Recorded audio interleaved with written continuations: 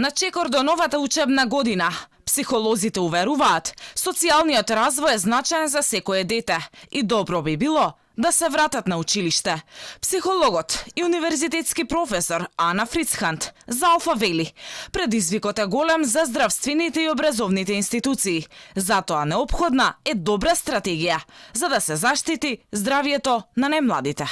Враќање назад во смисла на тоа дека ќе се видат вака физички, макар да тоа ќе биде од дистанца, ќе веројатно направи промена.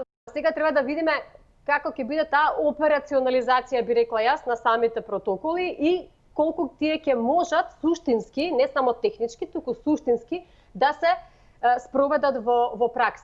На прашањето дали децата ќе можат да ја одржат дисциплината што ја бараат предвидените протоколи за физичкото присуство на наставата, Фрицхант вели, на најмладите ќе им биде и најтешко. Колку се децата помали, толку на нив им е, знаете, потешко да одложат некои своји желби, исполнување на некои своји желби, потреби и така натаму. Емоционалната контрола, исто така помалку, да речеме, способноста да ги контролираат емоциите, помалку развиена кај помаличките.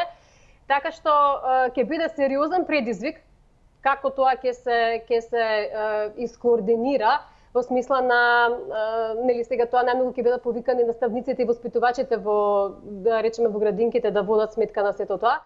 Психолозите апелираат институциите да бидат многу внимателни со осмислувањето на стратегијата, за да не се случи сценариото од неколку европски земји, кои одлучија да ги отворат училиштата и за неколку недели ги затворија.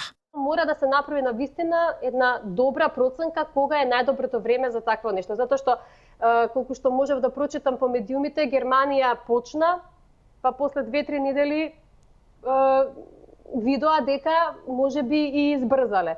Израел уште во мај почна, па исто така видоа дека веројатно избрзале. Се поизвесен е почетокот на учебната година со физичко присуство на учениците. Одлуката според најавите на надлежните ќе се официјализира престојната недела. Одлуката за враќање во училишните клупи ја подражуваат и поголемиот дел од родителите, но и наставниот кадар. Но голем дел од епидемиолозите и педиатрите се децидни дека сега не е време за враќање на децата во училишните клупи.